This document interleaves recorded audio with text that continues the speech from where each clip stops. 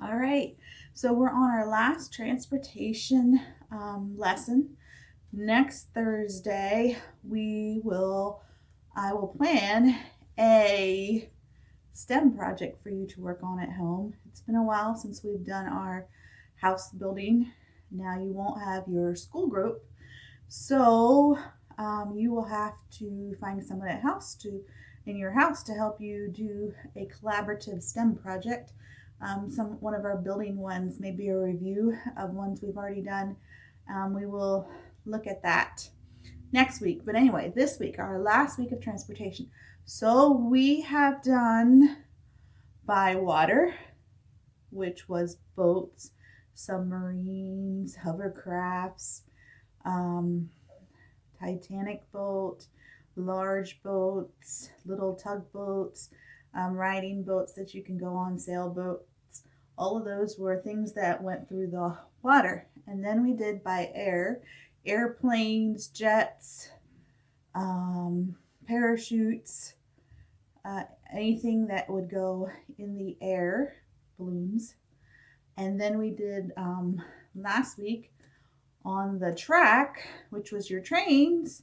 And then also we did on the road, which was cars and race cars and anything that would be going down on the road. Now, today we're going to do a little bit different. This is transportation that is powered by me. So it needs a person to make it go. All right.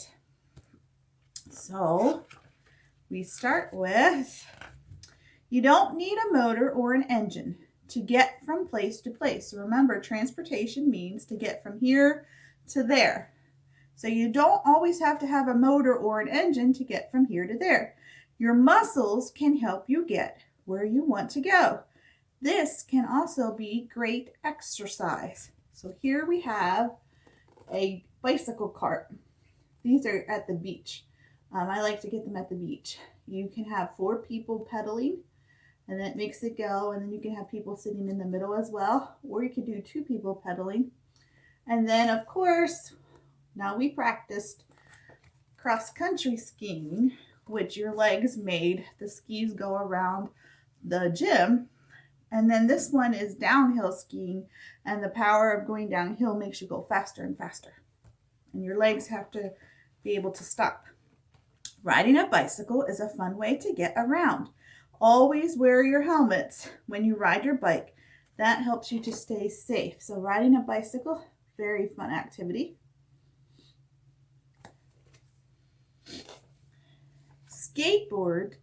Boarders ride boards with wheels. They make the boards go by pushing with one leg around the other. So skateboards are unique because the wheels are what enable the skateboard to go. But who makes the wheel start? There could be a motor on the newer skateboards, but an old-fashioned skateboard, you are the power behind the wheel. So you push it off, and when it slows down, then you have to keep pushing. And then gravity, if you're going down a hill, will help you to gain speed. Climbers use their arms and legs to reach the top of a steep object. They may use ropes and harnesses and other tools to help them be safe. Now this is a climber that's going up an ice cliff. So he has to have special ice climbing equipment. And there are climbers that just go up regular rocks without ice. And they don't need as much spikes as the ice climber does. Quadricycles are similar to bicycles, but they have 4 wheels instead of 2. Although they usually don't go as fast as bikes, they are easier to balance because riders just use the pedals to make the wheels spin. So it kind of reminds me of a go-kart, but or a bicycle go-kart where you have to pedal the wheels instead of having a power behind it. For some people, walking is hard or even impossible. Wheels can help people get around without having to walk.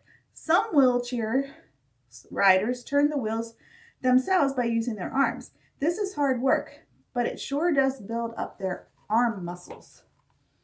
Okay, now there are motor-powered wheelchairs today, that can people can get, and they'll move. There's also scooters that you'll see people use in the stores that help people that can't walk or are having trouble walking. All right.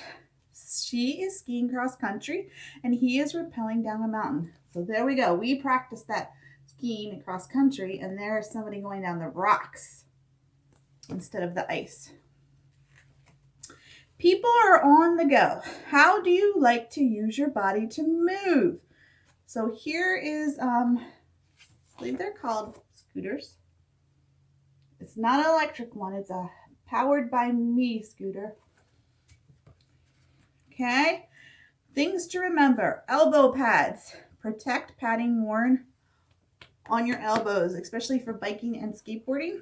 And roller skating. Roller skating would be another good powered by me way to get from here to there. Engine.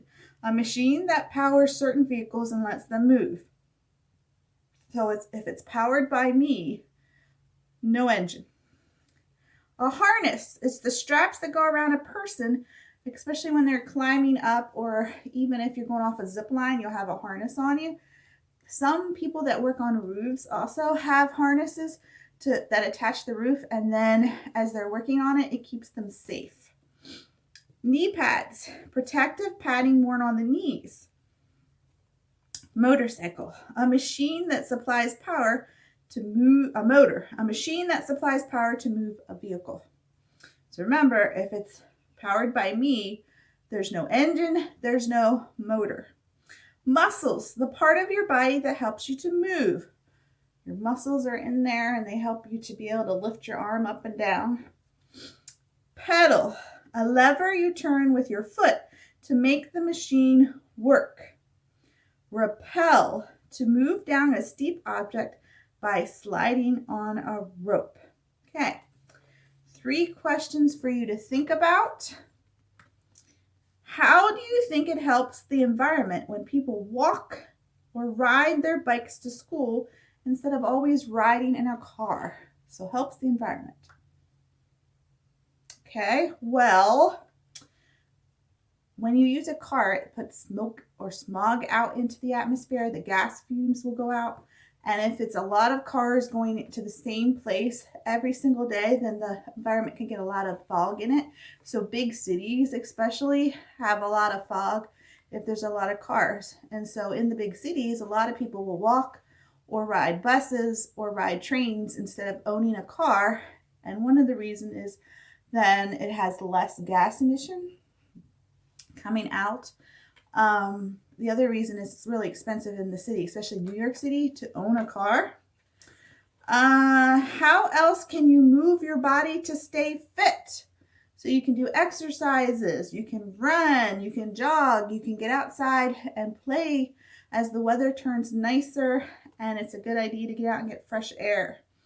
So those are ways you can stay fit. What safety rules do you know when participating in some of the activities in this book? Okay, bicycle, there should be safety rules that you know. Wear your helmet. Don't ride it out onto the street where the cars are coming. Look both ways before you cross the street. Those are all good rules. Roller skating. Oh, did we have this picture? I think I might have skipped it. So rollerblading or roller skating. Wear your helmet, your elbow pads, and your knee pads so you don't come to school all scratched up. Skiing, especially downhill skiing, it's very dangerous if you get out of control or hit a tree. So wearing a helmet during skiing helps protect that brain and that head of yours. So if you're going to go climbing rocks or ice places, you need to know the rules about it. When it's turned spring, it's not a good time to go ice climbing because if there is ice, it's melting and it would not be safe for you to fall off the cliff because the ice melted. And you should know where you're allowed to climb up the rocks and not climb up the rocks. All right, should you ride your skateboard out into the street when the car is coming? Probably not. All right. So remember the safety rules because this time your transportation is powered by you. Okay, so this is your assignment for transportation this week. I want you to find if the weather's nice, find 3 different ways that you can power something by you. You're the power behind it. Okay, riding a bicycle, riding a skateboard, roller skating. 3 different ones.